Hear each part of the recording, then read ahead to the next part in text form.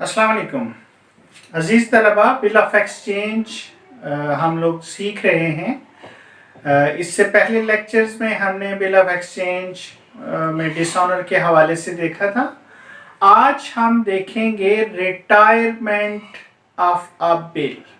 Retirement, अब देखिए हमने जो पिछले लेक्चर्स हैं उनमें सीखा कि जो ड्रायर है वो बिल ड्रॉ करने के बाद उसे डिस्काउंट भी करवा सकता है, अपने पास भी रख सकता है, आगे किसी को इंडोर्स भी कर सकता है या उस बिल को बैंक को दे सकता है कलेक्शन के लिए। लेकिन ड्राई के पास कोई ऑप्शन नहीं था। ड्राई को हम या तो ड्यू डेट पे वो पेमेंट कर देता था या ड्राई जो है वो ड्यू डेट पे बिल को डिसऑनर कर देता था। तो दो फंक्शन जो है वो ड्राई कर सकता था, या वो पेमेंट कर रहा है या नहीं कर रहा।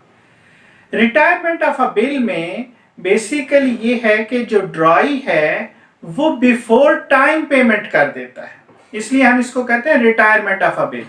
मिसाल के तौर पर ड्रॉअर ने एक बिल ड्रॉ किया 3 मंथ्स के लिए, तो अब 1 महीने के बाद उसके पास पैसे आ गए और वो पेमेंट करना चाह रहा है, तो वो उसको पेमेंट कर देगा। तो अब उसने क्योंकि 3 माह का बिल था, 1 महीने के बाद पेमेंट कर दी, 2 महीने अभी उसके पास बाकी थे, तो इस केस को हम कहेंगे रिटायरमेंट ऑफ अ बिल।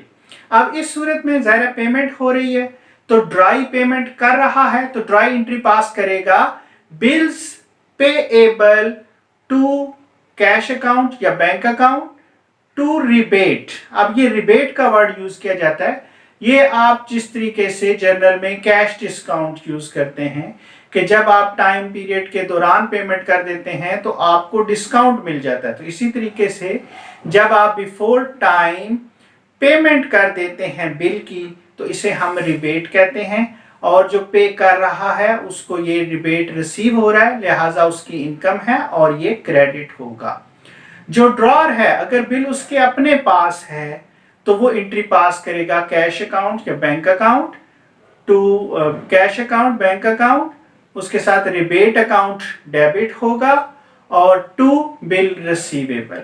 तो पैसे रकम उसी शख्स को मिलेगी जिसके पास बिल होगा, और अगर ड्रॉअर के पास अपने पास वो बिल है तो फिर वो ये जर्नल एंट्री पास करेगा। तो सिंपल एक ही एंट्री है पेमेंट की, और ड्राई पेमेंट कर देगा और ड्रॉअर जो है वो पेमेंट वसूल कर लेगा। इस केस को हम कहते हैं रिटायरमेंट ऑफ अ बिल। अब हम न्यूमेरिकल एक सॉल्व कर लेते हैं ताकि रिटायरमेंट ऑफ अ बिल का जो कॉन्सेप्ट है हमें वो प्रॉपर तरीके से समझ में आए, सही तरह से कि किस तरीके से हमने उस क्वेश्चंस को सॉल्व करना होता है। तो क्वेश्चन है जी, Aftab sells goods to Sarfaraz for ₹2000। अब आफ्ताब है, आफ्ताब ने चीजें बेची हैं सरफराज को 2000 रुपीज की। आफ्ताब चीजें बेच रहा है तो ये सेल्स की एंट्री पास करेगा, आपकी जर्नल एंट्री पास हो जाएगी सरफराज टू सेल्स अकाउंट। दूसरी तरफ जो सरफराज है वो चीजें खरीद रहा है तो वो एंट्री पास करेगा purchase account to Aftab account. तो आफ्ताब जो है वो सामान को फरोख्त कर रहा है, सरफराज जो है वो सामान को खरीद रहा है।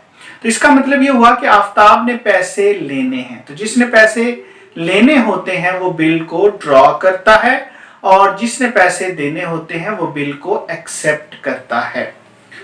तो ड्रॉअर हमारा जो है वो हो गया आफ्ताब, और जो सरफराज है वो हमारा ड्राई है। आगे लिखा है जी, and draws a bill at 1 month for the amount on 1 March 2013।